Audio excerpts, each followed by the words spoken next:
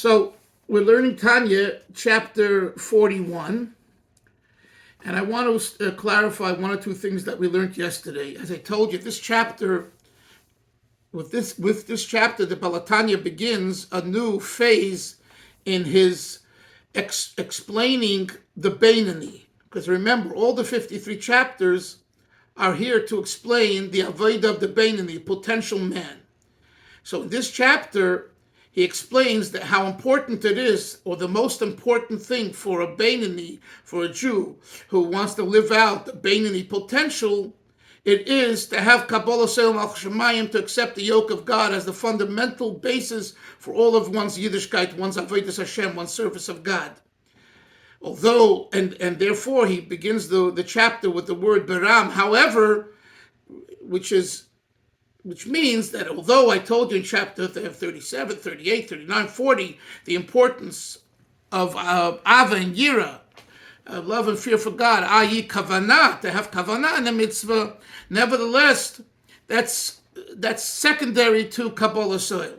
That's the explanation here. And the chiddush, the novelty, as I said yesterday, to repeat it, is that not only is it relevant for Sur Mirah, to hold yourself back from something that's tempting and no good for and against HaKadosh Baruch Hu, against God, so you need to have Kabbalah Seil Malchus Shamayim. The Alter Rebbe's chiddush here, there's novelty in chapter 41, is that it's also the Yesod for Asay Tov. Put on tefillin, sit in a sukkah. You wouldn't think that you need Kabbalah Seil for that. For that, you need to love God. I love you, God, and I would love what you want. You want me to put on tefillin. I'm putting on tefillin. So the Balatanya here, the Alter Rebbe says in chapter 41, no, that's not adequate.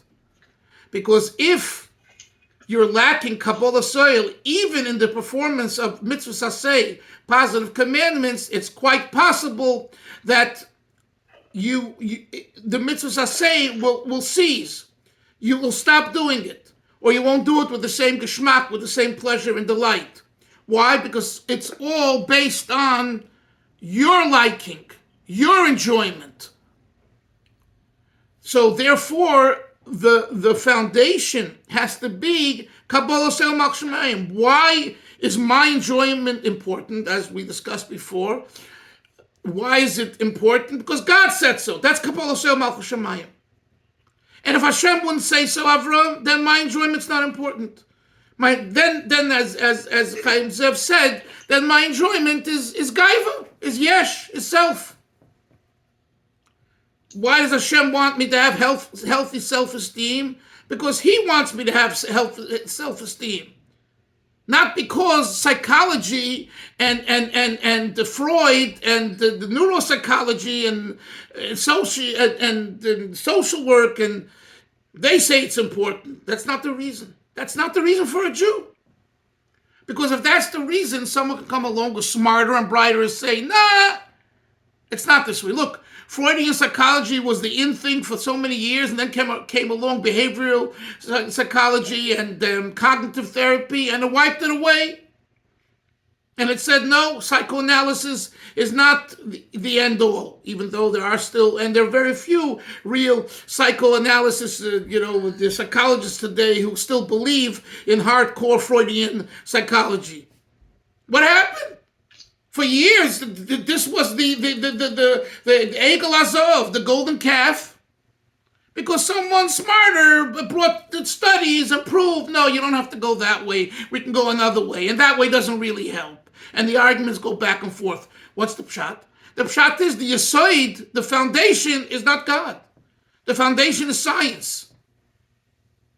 And science can go this way or that way. It's a theory. That was one of the Rebbe's arguments, by the way, Chevra, with the whole the reconciliation of science and Torah. And the Rebbe wrote and discussed it with great scientists. He says, the fossils prove this, the rings prove this, the age of the world. He said, that's what you say today. Tomorrow you're going to say, no, it's not 1 million years old, it's 7 million.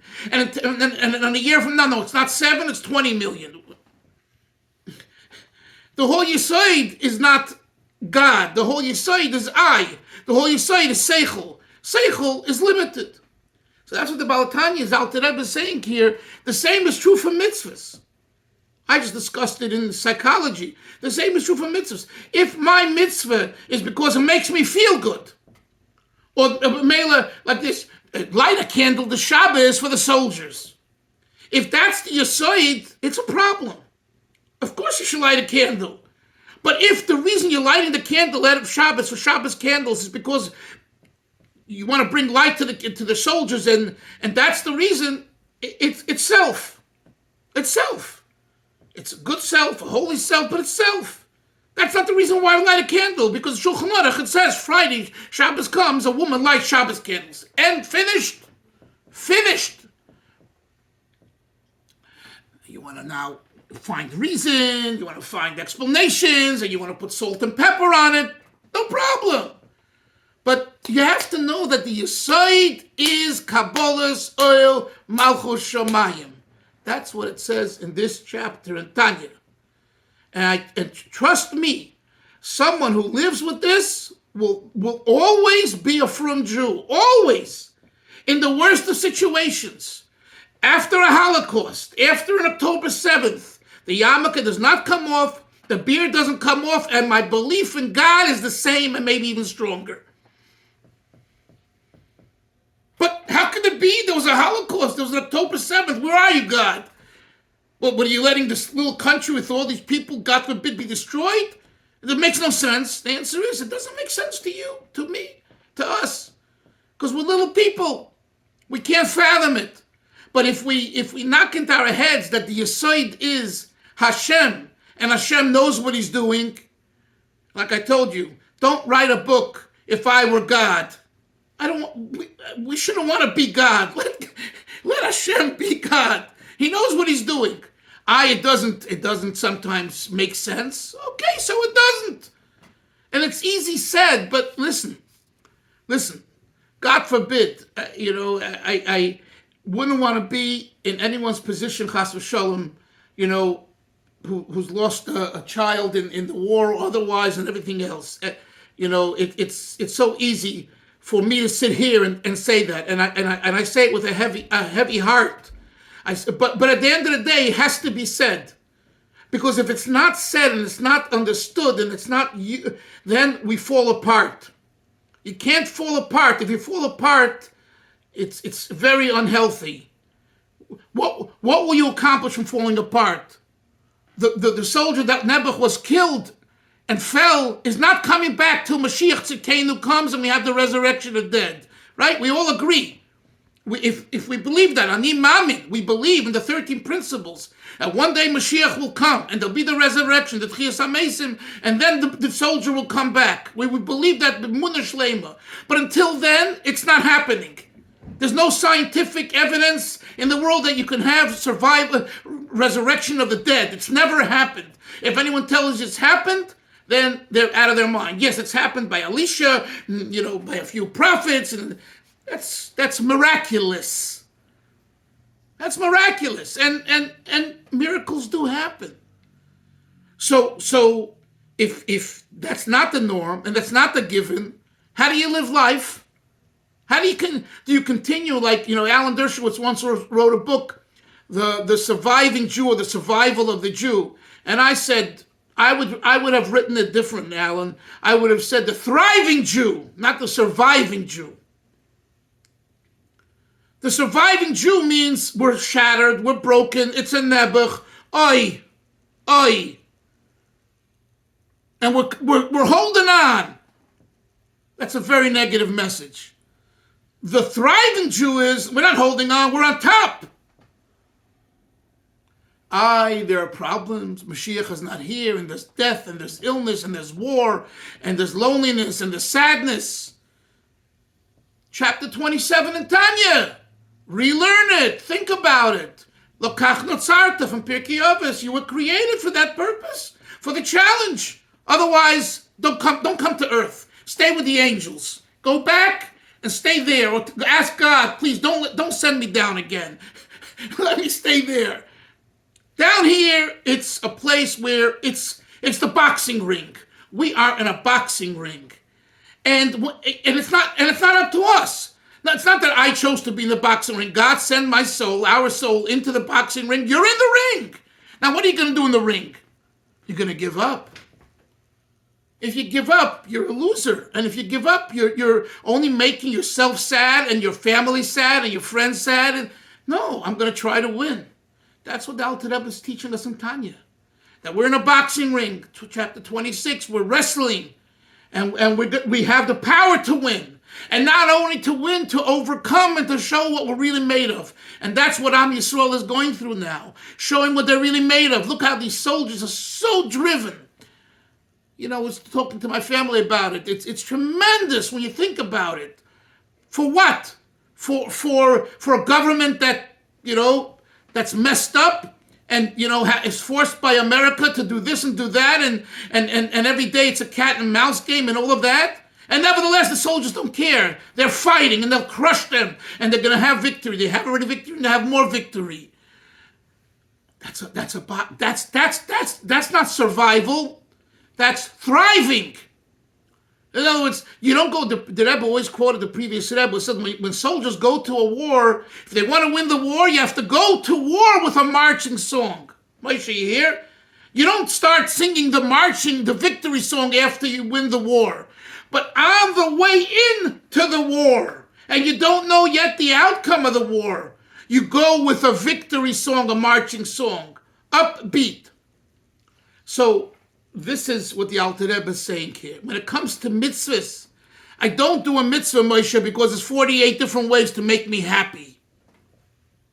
That's a good line for people in 1970s and 80s who just coming out of the 60s and they, you know, needed the kind of a tagline to get them involved. So whether it's the 48 ways to make you happy or the Arachim, proving God's existence and all those things, and Chabad's way, everyone had their ways of attracting Bali Tshuva. That's fine. But when you start learning and you start davening and you get involved in the meat and potatoes of Yiddishkeit and learning Torah, it's not about 48 ways and 55 ways and you know, getting rid of my bad habits. All that is, you know, take a self-improvement book and follow the script and, you know, men are from Mars and women from Venus and all that nonsense, and then go and either it'll work or it won't work for you. Okay? When we learn Torah, when we learn the Hashem's Torah, it's about connection to the Almighty. And that's where it begins, and that's where it ends. And that's what the Alter Rebbe says here in this chapter in the opening page. Now, one other point that I didn't mention yesterday is, he says, part of the meditation is, look on page Nun Vav, he says, God leaves, he forsakes, it's in middle, it's about 6 lines from the bottom of page Nun Vav. God forsakes the upper and the lower worlds, and he designates, he joins, he unites Malchusa, his kingship, al Ama Yisrael b'chlal, over to the Jewish people, v'olav befrat, and to him specifically. But I want to focus on the word umaniach hol yoinim. Chaim Zev, and you know, this came to me years later. I've been thinking this chapter for many, many years. And it just dawned on me the last few years that part of the meditation is God left the upper and the lower worlds. Could you imagine, Avram, you're in a community, you're in a place where it's great. You love being there and it's exciting and it's thriving, and all of a sudden, maniach, you check out. Right? Now, you would think that that's very, very depressing. Because when you leave El Yoinim v'Tachtoinim, the upper and the lower, you leave the realm of angels and celestial beings and souls, and you're basking in the sun and the radiance of God, it's very depressing. Says the Alter Rebbe here, part of the meditation to lead you to understand that the foundation is God, Kabbalah Soil, is to know that God left. Now, when we say left, it's a metaphor. God's here. He hasn't left anywhere. But we mean he made his choice not to be angels and not souls and not celestial beings, that he left. Umaniach, he forsaked. Goodbye, Charlie. I had enough of you. I want the Jewish people. And I want you. What was that ad with Abraham Lincoln? I remember it was an ad on TV, or, we want you. IRS, I think it was. We want you. But the first part, the Army. Yeah, the Army. Thank you. The U.S. Army. U.S. Army. Thank you, Moshe. Right. We want you. We need you. But the first part here, umaniach, we don't talk so much. In other words, this is also part of the meditation. The realization that Hashem left his place of upper and lower and celestial beings, and he left for me, little me. Wow.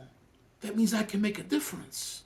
You understand? And when you think about this every day, especially before davening and as you're davening, or when you're having a hard moment, and you stop and think, God left his place where he's all surrounded by what he likes and what he enjoys. People who follow him, not people, celestial beings and souls that follow and don't give him a hard time and don't say, I know better. And he says, goodbye, I'm leaving you.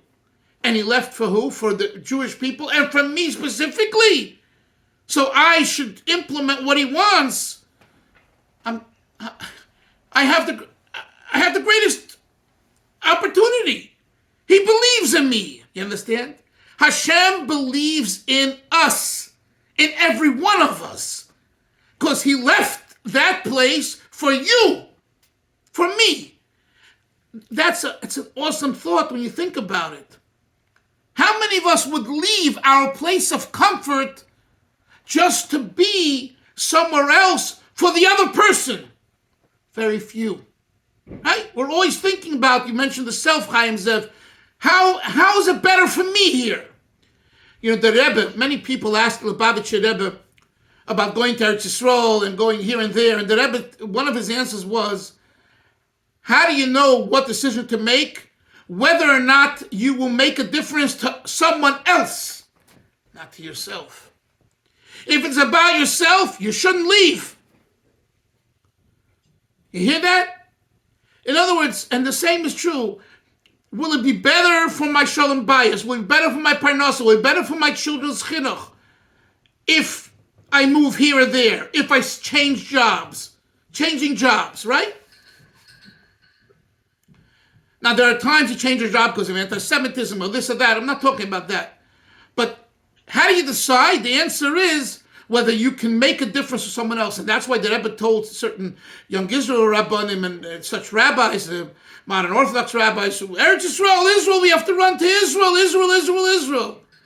And the Rebbe said, wait, will you be able to have an influence on people the way you had in America? And if the answer is no, and you want to be in the rabbinate, don't go to Israel because they have hundreds like you. And you're basically, and it's saturated. You're going to be on the sidelines and disappointed. And guess what? There were people who didn't listen to him. They asked him, but and they heard his advice and they didn't listen. And 20 years later, they came back and they were very disappointed. This is testimony that their sons have given, and it's online.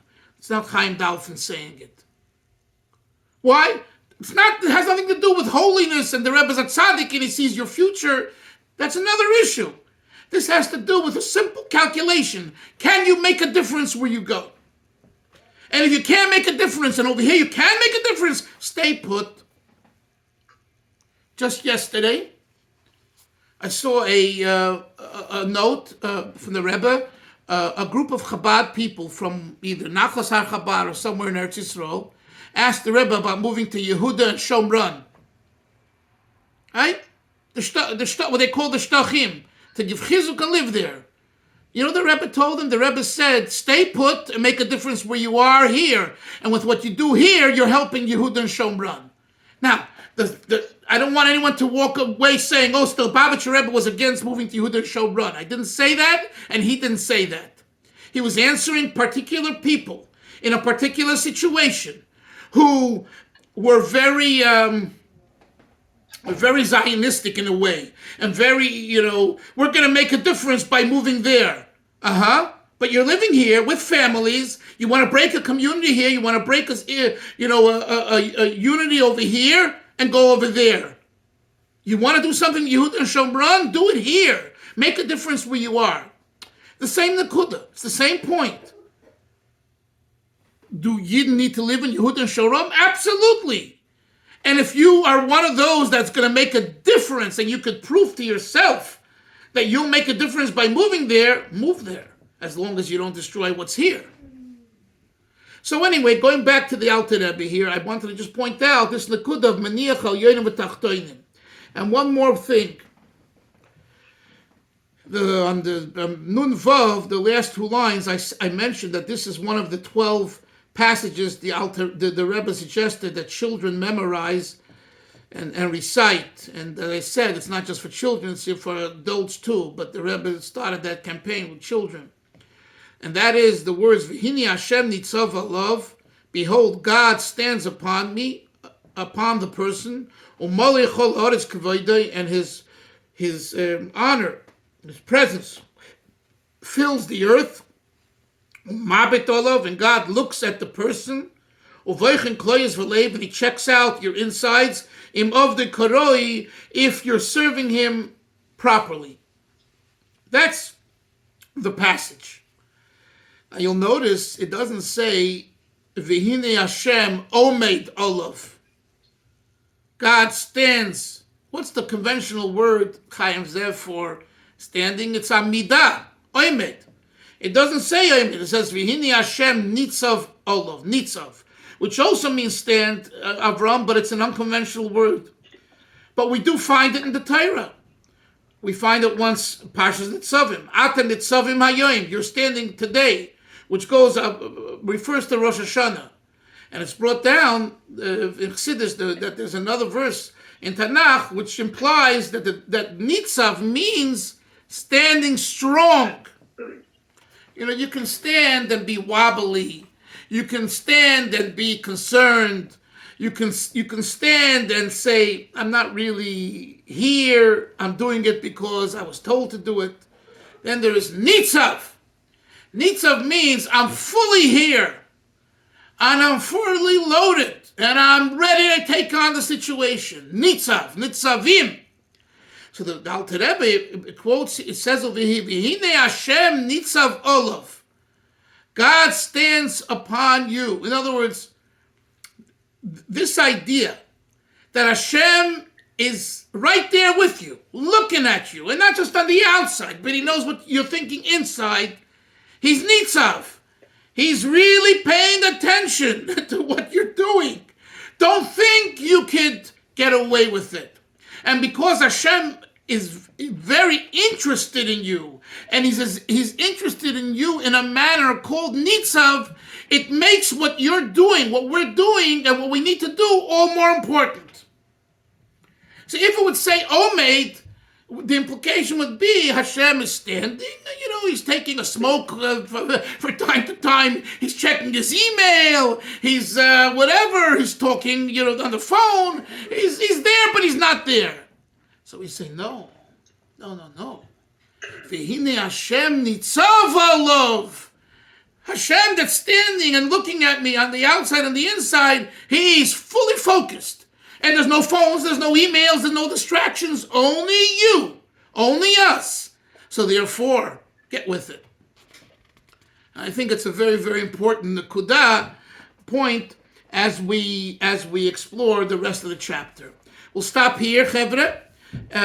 We didn't learn anything new in text, but we did explain. Any questions? And Chaim Zev, anything today that you want to ask or comment? Or Moshe? No, I'm good, thank you. Okay. Avram? I guess what I was just saying, you were referring before, to the struggle going on with the war now and soldiers, and I have a son who's serving now, and down there. It's very challenging, because, like you say, you want to have obviously Amun and Hashem. He runs the world, like Tanya's saying, and Hashem is involved in our lives. At the same time, you see all the mishigas going with governments and this one, and who knows what's going on. So I just have to keep coming back to saying, well, yes, all these things are happening, but Hashem's in charge of everything. So Exactly. And don't lose focus. And besimcha. Have a great Shabbos, everyone. A rest of Hanukkah. Tonight's Zayis Hanukkah. Tomorrow's a very powerful day in many ways, giving tzedakah and davening. It's the 8th day, the conclusion, which connects to the 8 days of Sukkot. There's a lot of things in the Sfarim about tomorrow's day. So please make the best use of it. And we'll see everyone Monday. Zay Gesund, have a great Shabbos and rest of Hanukkah. Shalom. Bye-bye. Bye-bye. Shabbos. Good Shabbos.